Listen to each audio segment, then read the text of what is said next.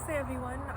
On this occasion today of the unveiling of Swami Vivekananda's statue here in Augusta, I just would like to say a few words on Swami Vivekananda, and I would like to begin by just saying a small prayer. Asatoma Sadgamaya Tamasoma Jyotirgamaya Mrityorma Amritam Gamaya Om Shanti Shanti Shantihi. First of all, I will give you a brief background of Swamiji and relate some remarkable instances that speak to the caliber of this monk. He was born on January 12, 1863 to Vishwanath Datta and Bhuvaneshwari Devi. Bhuvaneshwari Devi prayed to Lord Vireshwar Shiva in Varanasi for a son.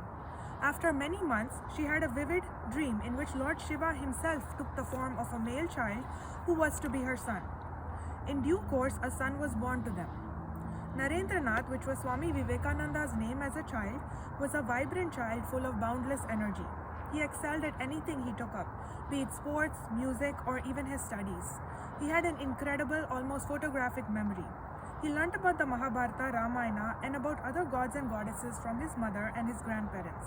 His father was a lawyer, and as they were well-to-do in his early childhood, he had what was considered a good education, was well acquainted with both traditional Hindu culture and Western culture as well, and later in his college days had read about and had a good grasp of Western philosophy as well, and so he kind of had an all-rounded upbringing which boded well for his future mission. There were many experiences during his childhood that were also telling of a great spiritual past. In addition to other games, little Naren's family often found him playing at meditation as well. Though it was play, it awakened in him deep spiritual emotions. So deep was the absorption that sometimes he had to be shaken from it. And there was an incident also when there was a cobra with its hood spread near him, and he was deaf to all the shouts of his friends, warning him of the deadly snake. Another experience he had every night, which was very unique but commonplace for him, was that he would see a wonderful spot of light of changing hues between his eyebrows before he fell asleep. It would expand and burst and bathe his whole body in a flood of white radiance.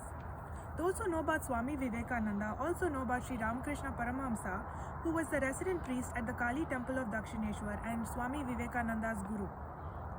There are accounts of Sri Ramakrishna crying out from the rooftop, awaiting the arrival of his most dear disciple even before he formally met him.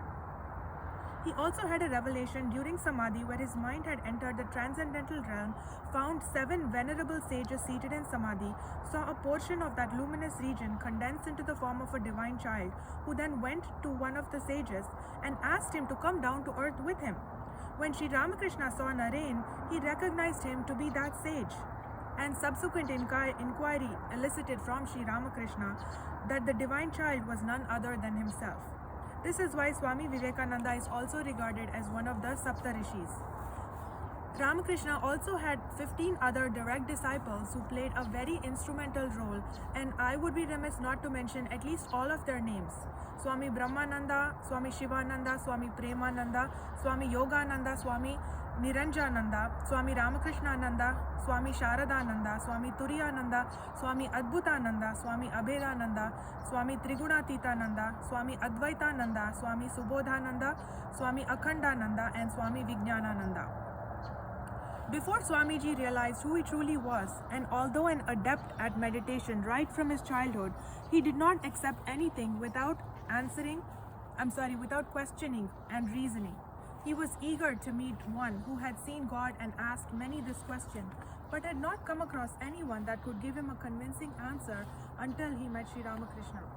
At their first meeting, he asked him, "Sir, have you seen God?" Without any hesitation, Sri Ramakrishna replied, "Yes, I have seen God. I see him as I see you here, only more clearly. God can be seen, one can talk to him. But who cares for God? People shed torrents of tears for their wives, children, wealth, and property, but who weeps for the vision of God? If one cries sincerely for God, one can surely see him." Swamiji later also had an experience where he felt the living and conscious presence of Mother Kali. After his father's passing, Swamiji had to endure many hardships in order to support his mother and siblings. During this time, he had an idea to ask Sri Ramakrishna to ask God to help him. Sri Ramakrishna said he couldn't make such demands of the mother, but asked Swamiji to ask her himself. He went to the Kali temple to ask, but had a wonderful experience of the mother, her living and conscious presence, and was caught in surging wave of devotion, love, and ecstasy of joy. He tried 2 more times but failed. Ultimately, however, the master himself granted him his prayer and told him that the basic needs of his family would be met. This incident was actually a turning point for Naren. Till then, he had contempt for image worship, but after this incident, the meaning and purpose of the worship of God through images, the concept of God as mother, were brought home to him and made his spiritual life fuller. This was the young Naren who later became Swami Vivekananda.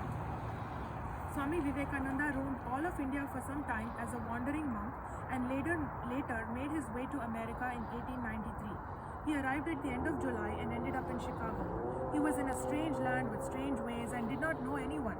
He was disheartened to realize that the deadline for the World Parliament of Religions had passed, and furthermore, no one would be admitted as a delegate without proper references and without coming as a representative of some recognized organization. However, through divine providence, he came in contact with instrumental figures such as Professor John Henry Wright, a professor of Greek history at Harvard University, who was very impressed with the Swami and having been acquainted with many distinguished people connected with the parliament, was able to secure him a place there. Swami Vivekananda is best known in India and in the US for his speeches at the First World's Parliament of Religions in Chicago. In September 1893, in which he introduced Hinduism to America, called for religious tolerance and an end to fanaticism. Swami Vivekananda also played a key role in introducing Hinduism and its deeper concepts of Vedanta and yoga to the West. Not the kind of yoga that we are typically familiar with, but the 4 parts of yoga. With regards to this, one quote of Swamiji's that stands out is, "Each soul is potentially divine. The goal is to manifest this divinity within by controlling nature, internal or external. Do this either by work or worship or psychic control or philosophy, which basically is Karma Yoga, Bhakti Yoga, Raja Yoga or Jnana Yoga, by one or more of or all of these and be free. This is the whole of religion." I will end by referencing mentioning Swamiji's groundbreaking address to his welcome at the Parliament of Religions, which received a standing ovation and immediate appreciation by the crowds that were present there. I will just read you the speech now. "Sisters and brothers of America, it fills my heart with joy unspeakable to rise in response to the warm and cordial welcome which you have given us. I thank you in the name of the most ancient order of monks in the world. I thank you in the name of the mother of religions, and I thank you in the name of millions and millions of Hindu people of all classes and sects. My thanks also to some of the speakers on this platform who, referring to the delegates from the Orient, have told you that these men from far-off nations may well claim the honor of bearing to different lands the idea of toleration. I am proud to belong to a religion which has taught the world both tolerance and universal acceptance. We believe not only in universal toleration, but we accept all religions as true. I am proud to belong to a nation which has sheltered the persecuted and the refugees of all religions and all nations of the earth. I am proud to tell you that we have gathered in our bosom the purest remnants of the Israelites who came to southern India and took refuge with us in the very year in which their holy temple was shattered to pieces by Roman tyranny. I am proud to belong to the religion which has sheltered and is still fostering the remnant Zoroastrian nation. I will quote you, brethren, a few lines from a hymn which I remember to have repeated from my earliest boyhood, which is every day repeated by millions of human beings. As the different streams having their sources in different places all mingle their water in the sea, so, O Lord, the different paths which men take through different tendencies, various though they appear, crooked or straight, all lead to Thee. The present convention, which is one of the most august assemblies ever held, is in itself a vindication, a declaration to the world of the wonderful doctrine preached in the Gita. Whosoever comes to me, through whatsoever form I reach him, all men are struggling through paths which in the end lead to me. Sectarianism, bigotry, and its horrible descendant, fanaticism, have long possessed this beautiful earth. They have filled the earth with violence, drenched it often and often with human blood, destroyed civilization, and sent whole nations to despair. Had it not been for these horrible demons, human society would be far more advanced than it is now. But their time has come, and I fervently hope that the bell that tolled this morning in honor of this convention may be the death knell of all fanaticism, of all persecutions with the sword or with the pen, and of all uncharitable feelings between persons wending their way to the same goal. With this, I would like to dedicate this to Sri Ramakrishna, Sri Sharada Devi,